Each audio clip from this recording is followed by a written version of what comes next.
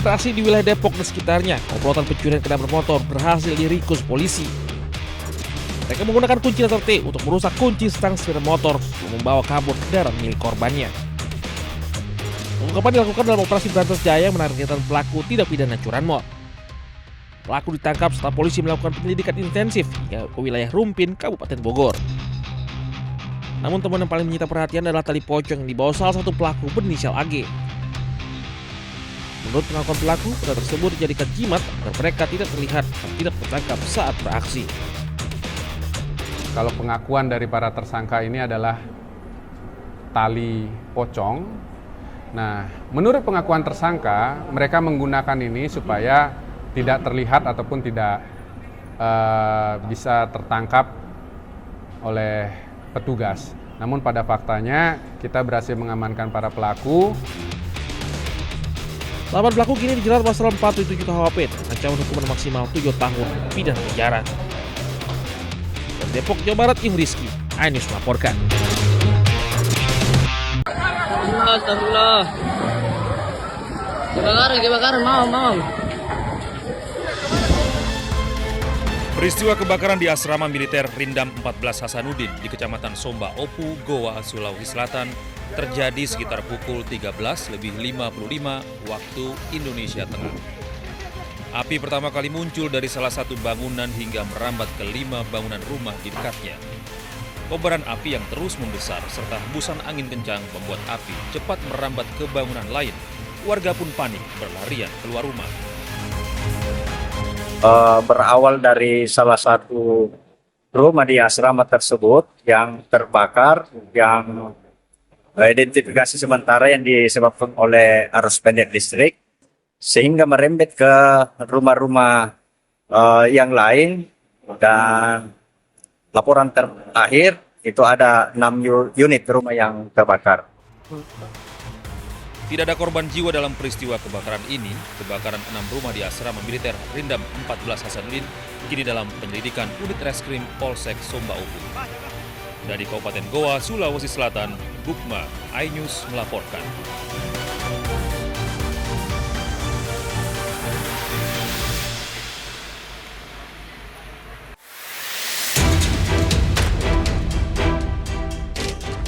Dengan kedua tangan diborgol, kakek GT 65 tahun, warga Semanu Gunung Kidul, dan rekannya SH 50 tahun ditangkap polisi. Kedua pelaku diduga terlibat pencurian dan penadah belasan sepeda curian di Sleman hingga Bantul, Yogyakarta. Pelaku seorang residivis 3 kali keluar masuk lembaga pemasyarakatan mencari sepeda di depan kos atau rumah secara acak. Petugas kemudian mengamankan pencuri dan penadah ke Polsek Berbah, menyita 14 unit sepeda seharga puluhan juta rupiah per unitnya yang hendak dijual pelaku secara offline dengan harga murah. Sewaktu korban tidak sholat subuh, membuka pintu depan rumah, mendapati sepeda sudah hilang. Atas dan tersebut, korban mengalami kerugian berupa 1 unit sepeda merek Polygon Stratos 55D, ses 5 warna putih seharga 17 juta rupiah dan dilaporkan ke Polsek Berbah guna proses lebih lanjut. Modus pelaku adalah pelaku mencuri sepeda saat kondisi sepi. Akibat perbuatannya, tersangka pencuri sepeda terancam 7 tahun penjara, sedangkan penadah barang curian terancam pidana penjara 4 tahun. Dari Sleman, Yogyakarta, Heru Trijoko, iNews melaporkan. Astagfirullah. Kebakaran, mau. Peristiwa kebakaran di asrama militer Rindam 14 Hasanuddin di Kecamatan Somba Opu, Goa, Sulawesi Selatan terjadi sekitar pukul 13.55 waktu Indonesia Tengah. Api pertama kali muncul dari salah satu bangunan hingga merambat ke 5 bangunan rumah di dekatnya. Kobaran api yang terus membesar serta hembusan angin kencang membuat api cepat merambat ke bangunan lain. Warga pun panik berlarian keluar rumah. Berawal dari salah satu rumah di asrama tersebut yang terbakar, yang identifikasi sementara yang disebabkan oleh arus pendek listrik, sehingga merembet ke rumah-rumah yang lain, dan laporan terakhir itu ada 6 unit rumah yang terbakar. Tidak ada korban jiwa dalam peristiwa kebakaran ini. Kebakaran 6 rumah di asrama militer Rindam 14 Hasanuddin kini dalam penyelidikan unit reskrim Polsek Somba Opu. Dari Kabupaten Goa, Sulawesi Selatan, Bukma, iNews melaporkan.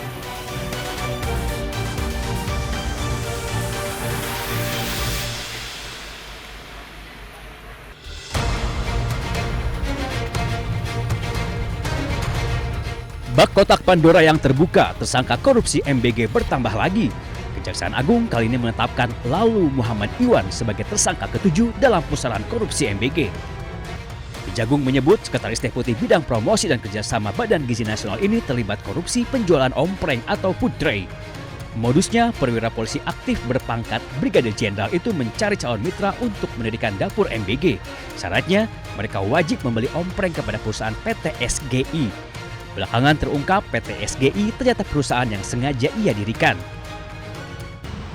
Jadi perannya adalah pada tahun 2025, ini saudara LM ini meminta saksi YCS dan RD mendirikan suatu perusahaan ya, dengan tujuan sarana untuk melakukan penjualan alat berupa food tray kepada calon mitra SPBG dengan harga yang sudah ditentukan oleh tersangka LMI ya.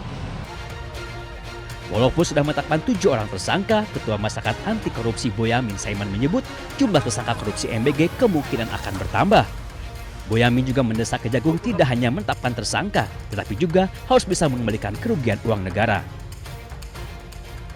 Jadi ini masih banyak yang harus jadi tersangka, karena banyak yang dimanipulasi, banyak yang dikorupsi, mulai dari titik dapur, pengadaan motor listrik, ompreng, mungkin CCTV, mungkin diduga juga terkait dengan pengadaan pakaian, pengadaan tablet, segala macam. Itu sudah seharusnya Kejaksaan Agung menyasar semua yang terlibat dalam korupsi MBG dan BGN.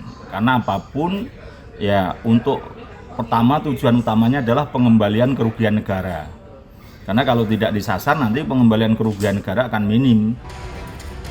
Penetapan Lalu Muhammad Iwan menambah jumlah petinggi Badan Gizi Nasional yang menjadi tersangka pencuri uang MBG. Sebelumnya, Kejagung sudah lebih dulu menangkap Ketua BGN Dedan Hindayana dan 2 wakilnya, Sony Sonjaya dan Lodewi Kusung. Menyusul 3 tersangka lainnya dari pihak swasta, yakni Asep Yusuf Somantri, Glory Harima Sihombing, dan Andri Mulyono. Tim Liputan iNews melaporkan.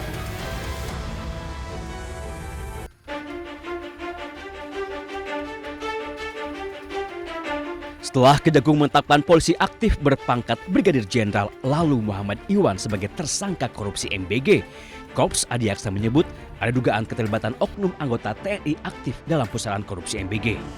Kejagung menyebut oknum TNI berpangkat kolonel itu berinisial BU. Di dalam tubuh Badan Gizi Nasional, BU memiliki jabatan ganda, yakni sebagai Sekretaris Deputi Bidang Penyediaan dan Penyaluran dan Pejabat Pembuat Komitmen atau PPK. Sebagai petinggi di Badan Gizi Nasional, BU diduga ikut kong kali kong mengatur penggelembungan harga barang dan jasa, termasuk pengadaan sepeda motor listrik yang jumlahnya mencapai 21.801 unit.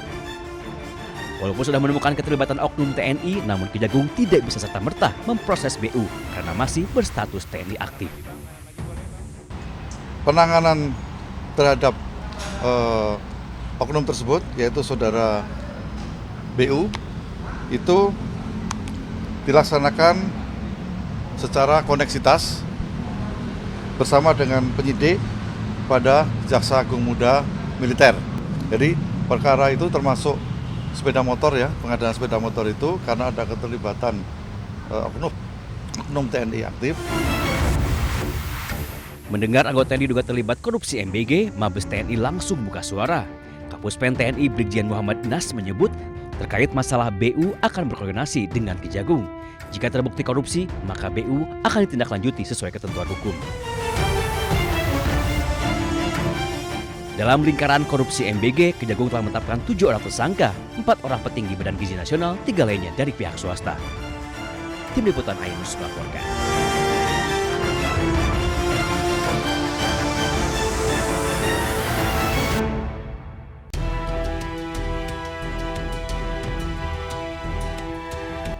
Satu orang polisi aktif berpangkat Brigadir Jenderal disebut Kejagung sebagai tersangka korupsi MBG. Ia adalah Brigjen Pol Lalu Muhammad Iwan Mahardan. Iwan terlibat dalam proses jual beli food tray atau ompreng yang ternyata menyalahi aturan. Istana angkat suara. Kepala Badan Komunikasi Pemerintahan Muhammad Kodari menyebut walaupun berpangkat jenderal, namun proses hukum terhadap Iwan harus tetap berjalan tanpa pandang bulu. Kodari juga menyerahkan seluruh proses hukum kepada Kejagung. Kalau bicara aspek hukum, tentu semua harus kembali kepada aparat penegak hukum. Dan yang sedang memproses sekarang adalah kejaksaan. Dan seperti dikatakan oleh Bapak Presiden bahwa hukum sekarang ditegakkan tanpa pandang bulu, apapun latar belakangnya. Jadi sebetulnya siapapun dimintakan pertanggungjawabannya sesuai dengan posisi dan pos yang sedang ditempati. Ya, jadi bukan karena latar belakangnya polisi, bukan karena latar belakangnya non-polisi, tapi karena memang masalah-masalah yang terjadi di saat beliau sedang ditugaskan di tempat yang di mana kasus itu terjadi, yaitu BGN. Intinya kita lihat saja proses yang akan berkembang ke depan dan akan diproses sebagaimana mestinya. Lalu Muhammad Iwan Mahardan menjadi tersangka ke-7 dalam pusaran korupsi MBG.